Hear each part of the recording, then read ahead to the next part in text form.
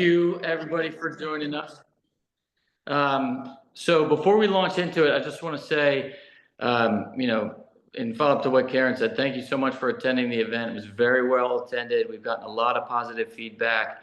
I've heard from a lot of young agents specifically. So depending on the folks who are watching this, if there's agency owners, young agents, things like that, the young agents' feedback was they just felt like they were being poured into and invested in, those who got to attend. So if you got to attend or want to attend next year, I'd put it on the calendar. And if you're an agency owner or decision maker, it definitely seemed like that was something that your teams are wanting to do. It was just neat to see the energy in that room. So, but Christina, Jim, and Jeff, thank you so much for being with us. First of all, congratulations. Hopefully you guys have had a chance to kind of let this soak in and everything. And, thus far it's been a good thing for you and a chance to celebrate a little bit. But for the sake of everybody that's with us today, many were not able to join us live, the vast majority. So just wanted to go through a couple things, if that's all right with you guys. All right, great. So just before diving in, what has this meant to you? The way it loaded on my screen, it just says Jim, Jeff, and Christina. So we'll start in that order, if that's okay. What has this meant to you, I would say personally and professionally thus far, now that you've had a chance to marinate in the reality of it as a winner?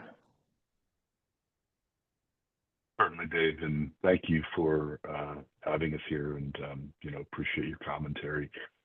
It's really been exciting. I feel like I've put in years and years of hard work, and I certainly appreciate the recognition. But as I look around, I think about what that means for me and what it means for my team. It's really it's a group effort, right? It's all those people that support me every day, personally and professionally. But I just feel really blessed, and I'm grateful for the recognition. I appreciate it. It's awesome. Jeff, how about you? Hey everyone, the recognition has been wonderful. One, to be able to be honored for the work that you do. But for me, I would say personally, it's been eye-opening. My Rolodex has been expanded since the conference. Being able to want to meet with you, some other individuals have reached out. We've had some Zoom sessions.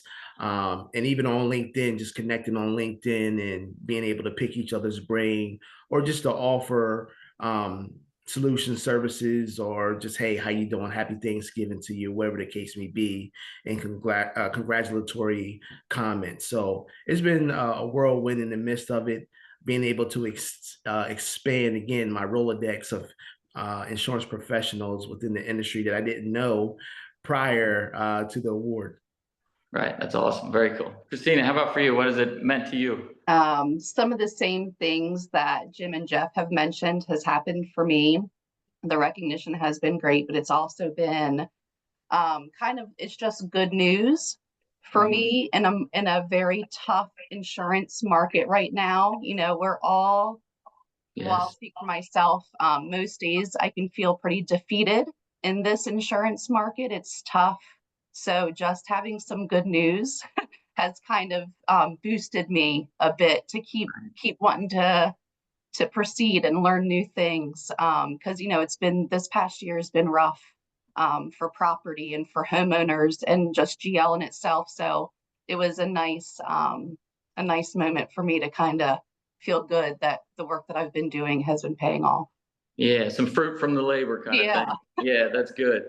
Well, kind of along those lines, one of the things that when we were live, we got a chance to talk about, a lot of high level things and what drives you and things like that. One of the pieces of feedback that I got from some of the young agents specifically was that they would love to hear some tactical things for how you do what you do and things like that. That can help, especially for what separates you and why you are the award winners for your state and why you represent your state.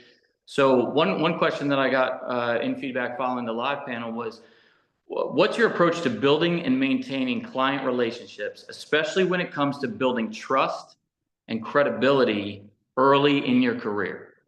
So we kind of go in reverse order, if you don't mind. Christine, do you mind leading us on that one? I think you have to approach every client is different in the way that they take your advice is different. So you really just need to know that client's style. You can't treat everyone the same. Especially in my territory, we are very mixed with people that they don't have email. They like a phone call, but then we have the complete opposite of newcomers taking on the business or taking on their grandfather's farm, that they prefer email and text messages. So it's really to build that trust and confidence, you really just need to know what your client, how they work and how they expect to be notified and that kind of thing. And then that really gets you in the door for them to build trust. Right. Meeting them where they're at, basically. Correct.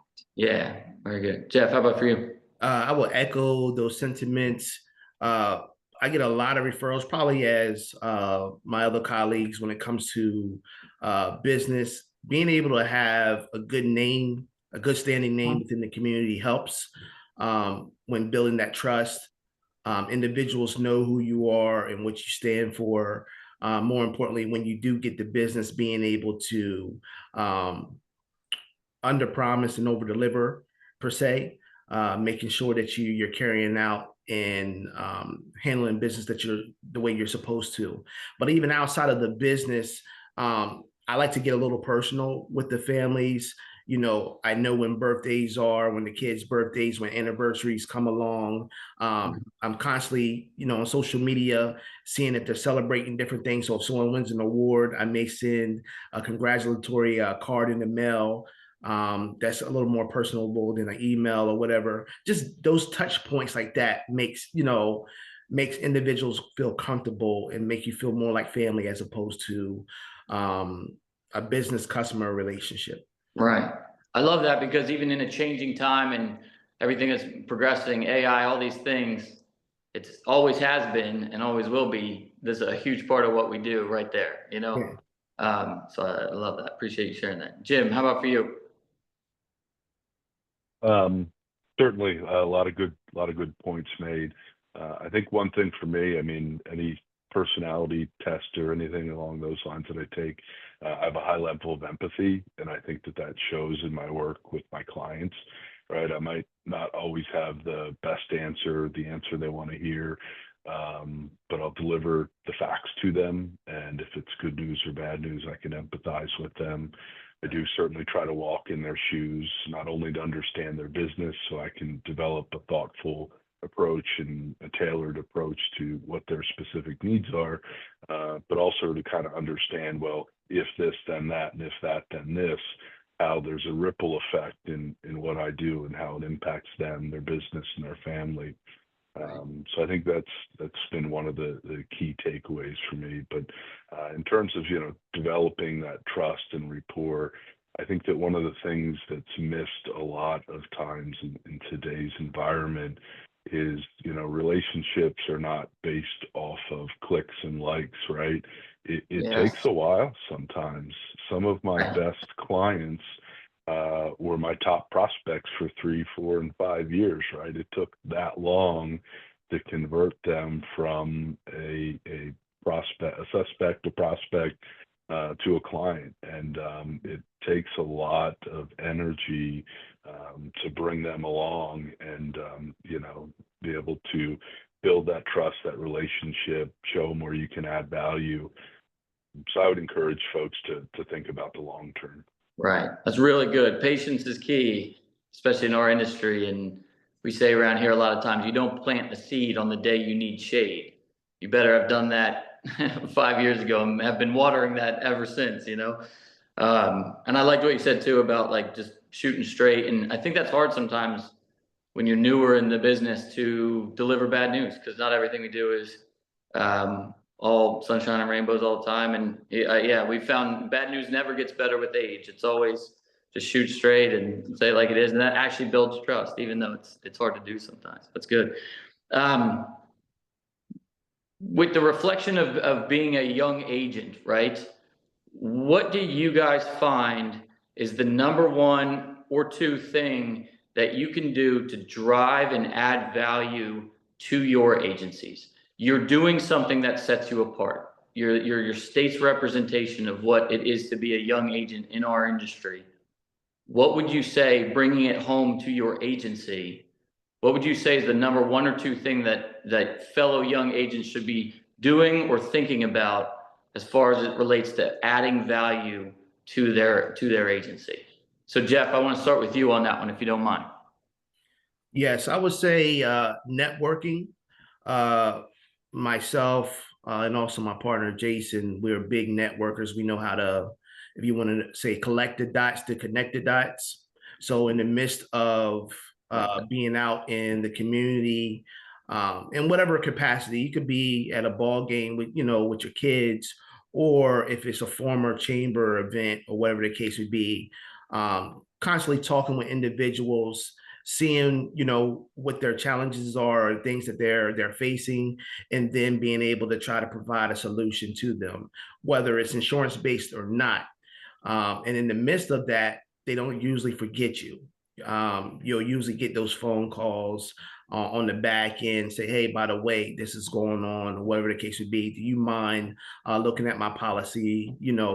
Because we're always fishing to see, what we could do to earn that business. And like Jim said, a lot of times when you're prospecting, especially on the commercial side, it may take you a few years before you can really, really get in. But in the midst of that, that's where that relationship building comes in, slowly but surely. Right. Very true. Christina, how about for you?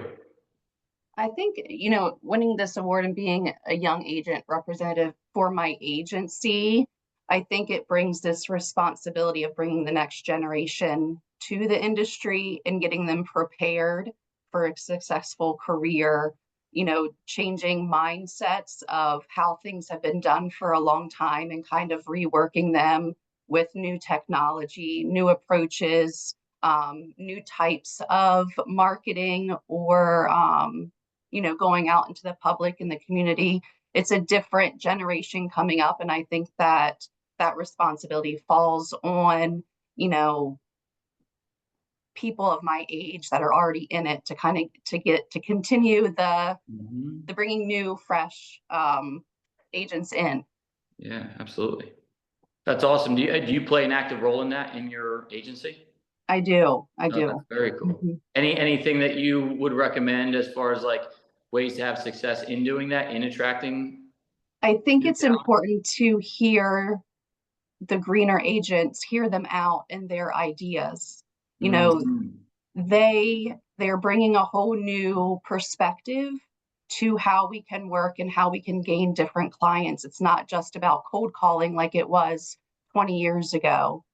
Social media is huge now, and the younger generation, that's how they don't watch TV, they don't listen to radio ads, they're looking on ads on social media. So I think it's important to take their perspective and listen to it and not just ignore it or say, they're on their cell phones, but they really could be on their cell phones looking for clients in a different way than we ever have before. Right. Yeah, that's great. I think it's just important to hear them out and how they think that they can become successful, and just tailor it to the path that we've been doing, and maybe we need to change too. So I think that is a big responsibility on someone that is a seasoned young agent in any agency. Right. To some degree, that middle between being green and being a highly seasoned agent, you're almost like an ambassador on both sides, it sounds like. Correct. So I think it's important to kind of hear both sides out of those different age demographics. Yeah, that's really cool, because as young agent, you're a leader. You're a leader within your peer group. You're a leader certainly then at your own home, if you will. So yeah, it makes perfect sense. Jim, how about you? I can say for myself personally, particularly the early years. I mean, I started out in production, commercial sales, 23, and for me, those early years looked like, being a sales leader, right? Hitting the pavement, getting in early, staying late, and that was kind of the early years where I kind of added some value that way. But as I've grown and as I've seen kind of our organization change, it's shifted, and I'll kind of echo some of the things that Christy said. You know, it looks like trying to figure out what the next steps are and where the next generation is going. But I think Jeff and Christy both said a lot of the key elements of it. But what I would encourage the folks, the participants on this call to think about is, you know, what does value look like to your agency in your current role? Yeah. And what does value look like to your agency in the role that you want to work towards, right? Because we've got to add value in our current role because we've got a current job to do. But if you aspire to go from assistant account manager to senior account manager, you know, how do you add value in each of those stages? If you want to go from marketing manager to, you know, partner, what does adding value look like in each of those stages? And I think it's going to be different for everybody. So I think it's important, you know, for young folks in the industry to just realistically step back and think about what they can do to add value in their current position, and then how do they, you know, relay that into how do I add value to the next position that I want. Right. That's good. I like that. Thinking about the future too, not just today, if you will. So thinking about, you said that stepping back, right? So take a minute to step back and reflect a little bit. I want to take a minute to do that here on this call. What would you guys say thus far? You know, still a young agent, right? And it's all relative. Like I always joke about that. When I remember winning young agent at 40, and I was like, this is the only thing that people consider me young at. Everybody else is not considering me that at the moment. But what would you say is the most important lesson that you just learned thus far in the time you spent in the industry? And because I'm a big fan of like learning from others, right? So if you have people who have been in the business for 2 years, something you share here might save them or might help them, either way, you know what I mean? So what would you say is like your number one top lesson that you've learned so far? Jim, we'll start with you. Dave, I don't know if I missed this, but it was not in my notes, this question. So, you know. I'm off script. Let's go. Yeah, that's good. I like that. And I'm with you in that, you know, hey, 40, are we young anymore? Yeah, right. But no, very good. You know, I'm going to throw it back. I'm going to go as old school as it gets, right? Do unto others as you would have done unto you. Like, I mean, I think it all goes back to that. And maybe there's a twist there. For the most part, people want to be treated fairly. They want you to shoot straight. They want to know that they're getting maybe not the cheapest product out there, maybe not the best product out there, but they want to know that they're getting some value for, you know, this exchange of premium versus, you know, a piece of paper that is an insurance contract, right? And so it's going to look a little bit different for every client, for every person, every business, every agency. But I think the thing that, you know, just sticks with me is our clients want to know that you have their interests at heart and that, you know, you've done right by them. And however I can summarize that in a sentence or two would be, you know, that's the takeaway. Right. If you don't hear anything else, you know, approach this business with that in your heart and you will be successful. I don't know if you're going to be successful in sales, underwriting, claims, or whatever, but you will be successful in one way or another. Right. Yeah, I like that. Be the agent you wish you had, right? You know, to one another. Yep. Christy, how about you? So your question was that looking back, what have I learned? What has stuck with me? Yeah, what's the most important lesson you've learned, would you say, thus far? Thus far, the most important, it kind of, it's similar to Jim's. Like you want to treat your clients as if they were your family, right? Like you want to be a straight shooter. The lesson that you're not going to be 100% correct on everything you do. You know, you're going to make mistakes, but don't let that fizzle you out, and just learn from those mistakes and move forward, and be honest about the mistake that you made and make it right. I mean,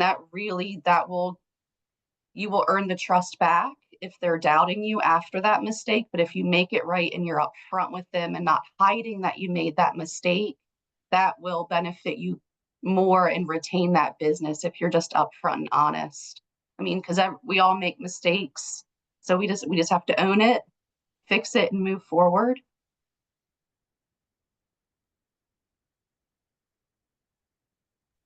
You are muted, Dave.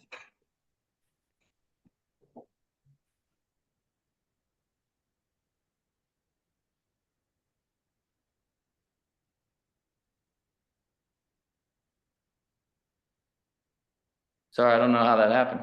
I didn't. That's right. No, that's good though. Like, just it's okay to make mistakes, and when you're 40 years into your career, you'll make a mistake, and just that always holds. Own it. Mm-hmm. Jeff, how about for you? I would say, you know, to echo what my colleague said, for me though, when it comes to certain things, you know, Chrissy talked about a hard market. When you're not hitting maybe the sales or the numbers that you would like to hit, stay consistent in your actions and what you usually do every day, throughout the week, every month. Eventually, you'll catch the traction that you're looking for. That's the only thing that you can control when things look bleak, right? Yeah. In the midst of it. So I would say that's definitely one of those lessons that you learn early on, but when you really get into the midst of it, and maybe you caught fire, and then it seems like there's a drought. Just continue to be consistent in what it is that you do. On a personal level, I would say make sure that you take time out for yourself. On in sales, depending on whatever role you are in, but specifically in sales, it can be very stressful when you're constantly trying to hit those numbers. So take time for yourself personally and with your family, because sometimes the ones that support you get neglected in the midst of you trying to knock it out the park, numbers wise. So. Right. That's great. Jeff, for the next one, I'd like to have you start us off, because it's about, what skills do you believe are most important for young agents to develop in order to succeed, in order to have a say? And I know you've invested heavily, in yourself personally and professionally, as a PhD. What would you say are the skills that, so hard skills or soft skills, that are key ingredients for what got you where you are today and has established you, as a leader amongst peers? One is just personality. I would say that's number one. Not being afraid to approach individuals and just have a conversation to learn about who they are, and also introduce yourself and let them know what you do. The other thing I would say would be critical thinking skills. Being able to think on your feet, but also be able to be strategic in how you're planning out your day, or even how you're structuring the prospects or clients that you're dealing with. For me, you talked about the PhD. It's a lot of research going into that. So learning how to research the market, and then also picking up the phone and calling, other colleagues to see what's going on. Have you experienced that? Have you experienced the challenge that, I'm going through or whatever, to get their feedback, to ask how they navigated it. And, how do you overcome it based off of that? So I'm big on that.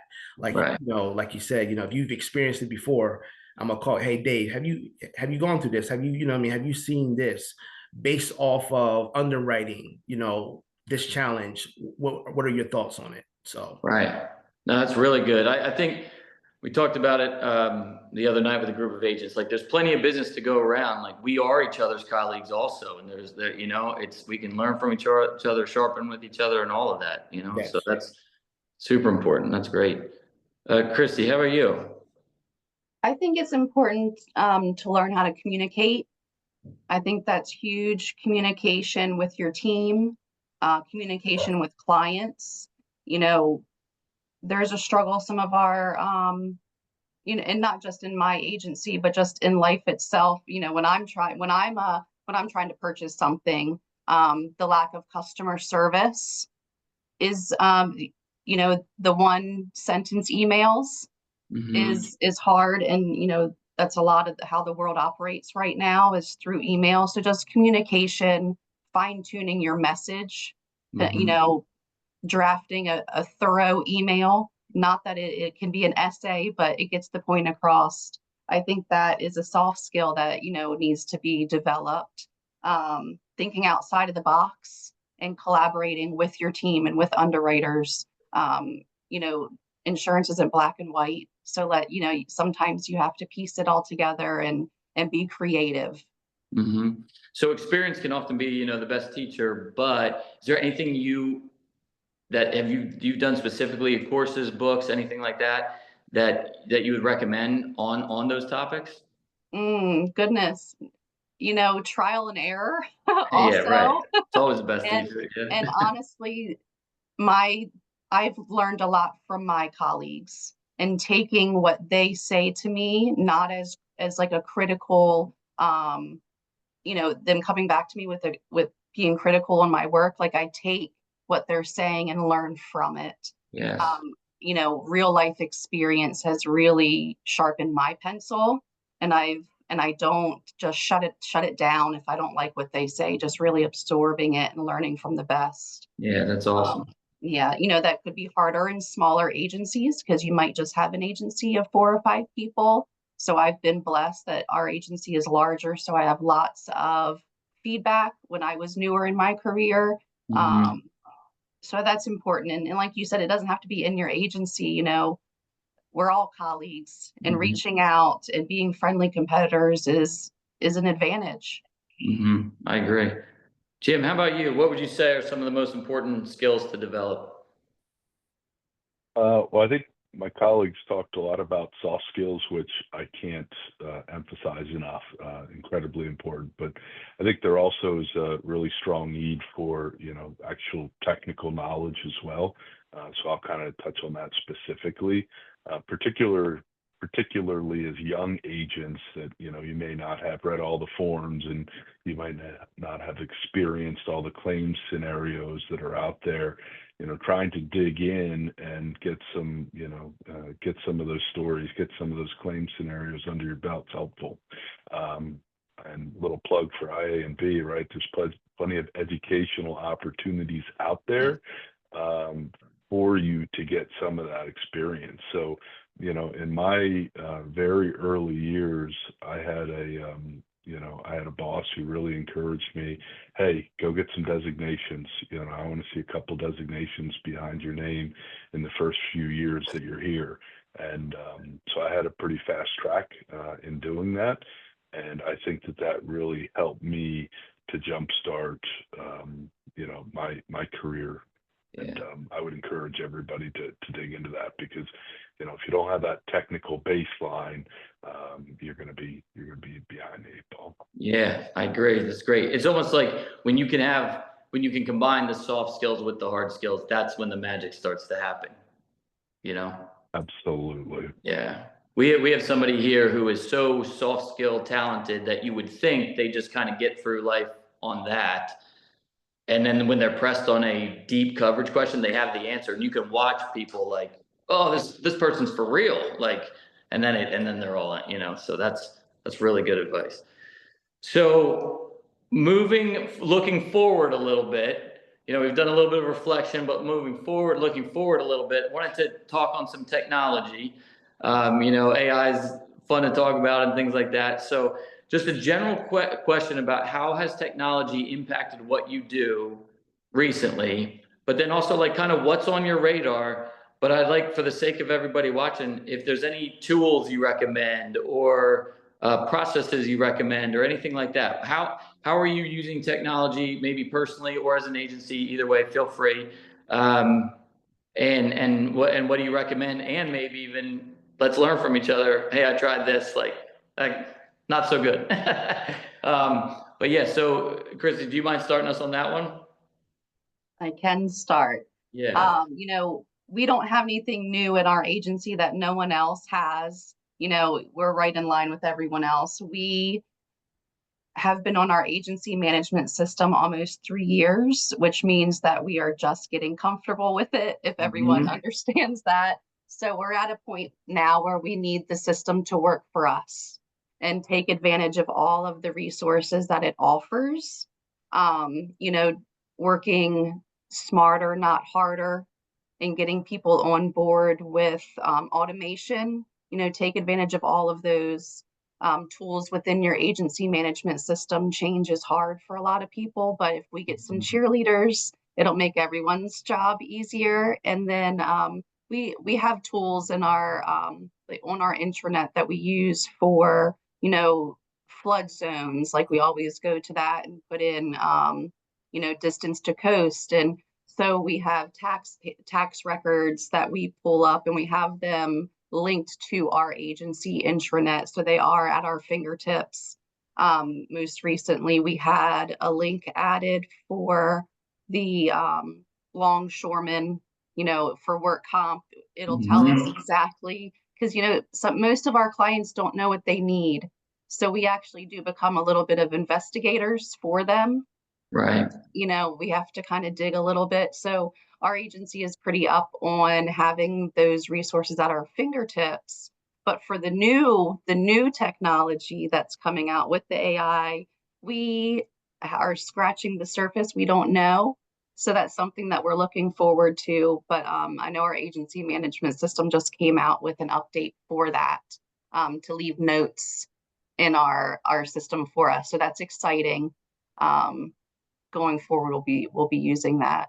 And then the aerial views, we're doing a lot of the aerial views as well. Nice, very cool. Jim, how about for you? How are you leveraging technology and seeing it change what you do?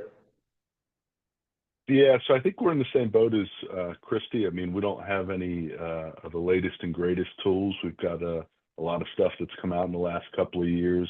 I would kind of flip it a little bit and say, I find that a lot of folks are recreating the wheel in whatever their tasks are on a regular basis, right? Like, so for me, just a little simple hack, right? I have to set up pre-renewals with my clients, right? Hey, can we get together to discuss your upcoming insurance renewal? I have that as an email signature, right? So I just go ahead and click email signature, and it's already got my 2 sentences. We're preparing, for your upcoming insurance renewal, like to schedule some time with you, and there's 3 bullet points. And then I go in my calendar, I pull some dates over, right? Some dates and times. So that is, and I'm the last person that you should ever ask about technology, but like that's something that it's one of those little time hacks that saves me just hours over the course of a month. And I have a very similar setup for like, hey, we're done with your insurance renewal. Can we schedule some final time to go over? Or, hey, we need to schedule a claim review, right? So automating those little processes within your workflows will just, the time savings adds up to hours. So finding whatever you do, finding the little time savers, the little hacks, not recreating the wheel, just that would be my takeaway. Yeah, it's good. Jeff, how about for you guys? It's the same across the board. I will say though that me and Jason, we do like to utilize ChatGPT, posing different questions, and also even setting up scheduling, how to increase, revenue based off of certain scenarios or whatever, and to spit out, different things and activities for you to do that maybe you hadn't thought about, or whatever the case may be, has been, I think helpful personally in the midst of trying to, instead of reinventing the wheel, but try to rebrand who we are and what we've been doing, that something doesn't become mundane in our daily schedule. So nothing much more to add, based on what everybody else has said. That's good. And I think too, like we talk about a lot about all those things are tools, but a hammer has never built a house. It still takes a craftsman to wield the hammer, to hammer the, you know what I mean? So it's not like there's no silver bullet in it either, you know? Right. One specific technology question that we got in feedback from some of the young agents was specifically around social media. So wanted to find out what you're doing. Are you leveraging social media? And if so, kind of what that looks like, just at a you know, very broad level. Yeah, it's something that seems to be a popular item, so we wanted to address that. So, Jeff, since you're not muted, do you mind leading us off there? Yeah, so social media is always, man, it's a beautiful thing because you're able to touch individuals that maybe you wouldn't been able to do by foot. And if you're doing, say, podcasts, so I look at podcasts as a little bit of social media as well because it's internet based or whatever. Me and Jason, we probably do a podcast, you know, between the two of us once a month or whatever, and we're talking about what it is that we're doing in the industry or business wise.